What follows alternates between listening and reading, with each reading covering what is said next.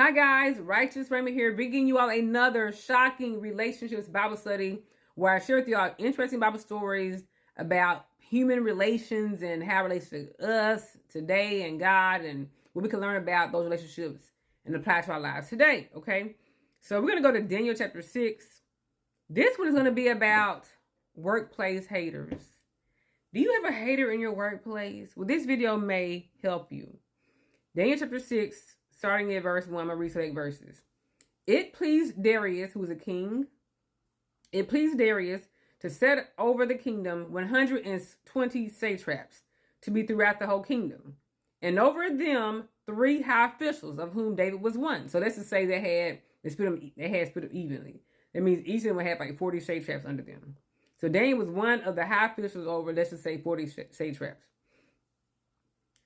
to whom these satraps should give account, so that the king might suffer no loss. So let's say the satraps are doing all the work, and they're like the delegates, and then they come report to Daniel and the other 2 high officials, and those three people report to the king Darius about what's going on in the kingdom, because it was a really big kingdom.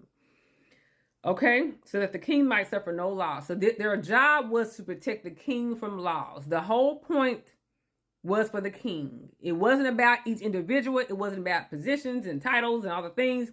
It was all about the king not suffering loss. That's how it is at work. It ain't about nobody in particular. It's about the job. It's about the mission, the vision of the job going forth. But some people take it so personal that they want to attack individual people. When it's not about people, it's about the ultimate vision of the leader. But that's a side note. Verse 3. Then this Daniel became distinguished above all the other high officials and satraps, because an excellent spirit was in him. Some of y'all just got excellent spirits. I got an excellent spirit in me. It's just in me. Since every job I work at, I always try to do my best. It's just in me. It's just in me. And it's just an excellent spirit. It's a spirit of excellence that's in me. Okay, my mom had it in her. My big sister got it in her. No offense, my little sister, but it's just in us. Okay. And the king planned to set him over the whole kingdom. So the king was like, something about you, Daniel. You stick out differently than the other 2 high officials and all the 120 satraps. I'm going to set you over the whole kingdom. So here go the haters. This is where haters come in. Verse 4. Then the high officials and the satraps sought to find a ground for complaint against Daniel with regard to the kingdom. But they could find no ground for complaint or any fault, because he was faithful and no error or fault was found in him. I had about my last job, I was working at the Dallas Center. My boss couldn't stand me. HR didn't like me. The DO wouldn't stand me. And they all tried to conspire to fire me. They couldn't fire me because I had an excellent spirit. I came to work on time. I didn't call in. I did executive 30-minute lunch. I did, I think we got 1 15-minute. I never went over my time. I got to work on time. I didn't say overtime. I did my job. And they tried to fire me, and how your manager and HR can't fire you, and the DO can't fire you? Excellent spirit. So they said they tried to find the ground for complaint against Daniel with regard to the kingdom, but they could find no ground for complaint or any fault, because he was faithful and no error or fault was found in him. Then these men said, we shall not find any ground for complaint against this Daniel unless we find it in connection with the law of his God. Conspiring. Okay, verse 6. Then these high officials and satraps came by agreement to the king and said to him, "O King Darius, live forever." When people come flattering you, they're trying to set a trap for you. People come to you with all this, "Hey girl, you good, you so good, you so this, you so cute, girl, you so this." I'm always sat down and I'm like, what you want? What you need? What you got? Some people are genuine. Some people have genuine compliments, but some people are just flattering you. "Oh, King Darius, live forever." What's that about? All the high officials of the kingdom, the prefects and the satraps, the counselors and the governors, are agreed that the king should establish an ordinance and enforce an injunction that whoever makes petition to any god or man for 30 days, except you, O king, should be cast into the den of lions. This is how we got Daniel introduced into the den of lions. I wonder, how did Daniel get into the lions den? Haters. Now, O king, establish the injunction and sign the document. So they put out a document. Here go, sign the document. Here's the document. Here, sign it. Here, get the pen. Get a pen. Sign the document. Here you go. Sign it now. Sign it now. He didn't think that was suspicious. Was that king an idiot? Had he not think that was suspicious that they just come to you, every counselor in the kingdom, and every satrap, every prefect, every high official, And the governor as well agreed that you should do this thing where no one should pray to anybody but you for 30 days. He didn't have discernment to know that was kind of suspicious. He didn't even pick it up.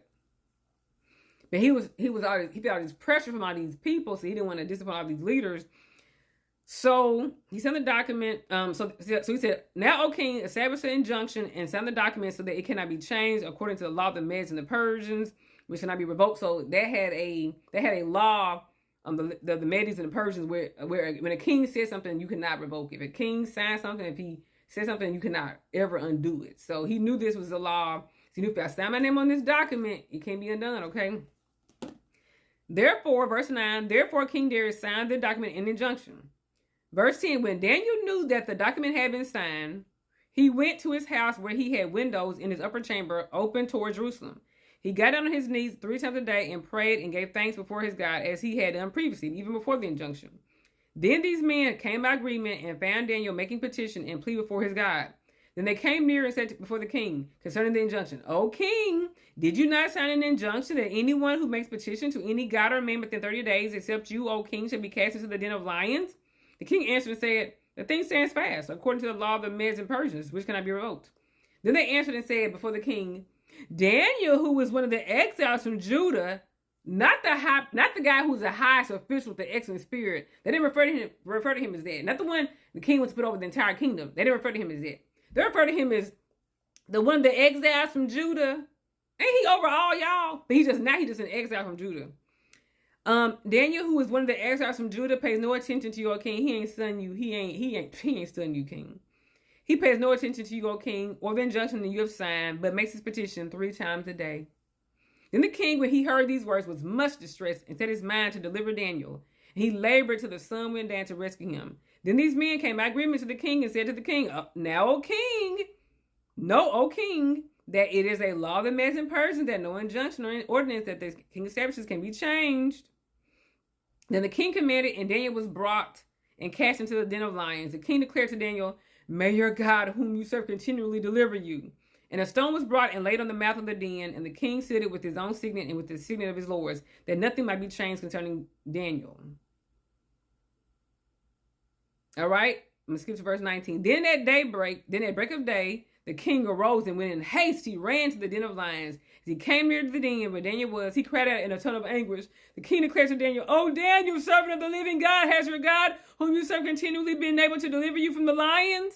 Then Daniel said to the king, O king, live forever. My God sent his angel and shut the lions' mouths, and they have not harmed me, because I was found blameless before him, and also before you, O king. I have done no harm. I love when people answer real petty and I love it. I love it. Then the king was exceedingly glad and commanded that Daniel be taken up out of the den. So Daniel was taken up out of the den, and no kind of harm was found on him because he had trusted in his God. And the king commanded, and those men who had maliciously accused Daniel were brought and cast into the den of lions. They, their children, and their wives. And before they reached the bottom of the den, before they hit the ground, the lions all of a sudden got an appetite. It was fasting all night long. It was fasting, probably fasting with Daniel. And the lions, before they hit the ground, the lions overpowered them and broke all their bones in pieces. Them, their wives, and children. If you're going to set a trap for one of God's favorites, you better set 2, because the first one you're going to fall into. Then King Darius wrote to all the peoples, nations, and languages that dwell in all the earth.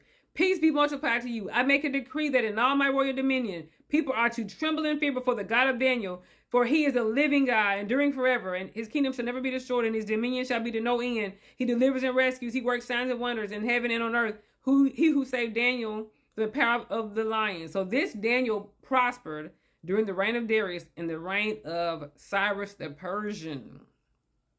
See, this goes to show, and I'm going to read this verse, I skip verse 18. Then the king went to his palace and spent the night fasting. No diversions were brought to him, and no entertainment, no court jester, and sleep fled from him. So the king was fasting. I guess the lions was fasting too.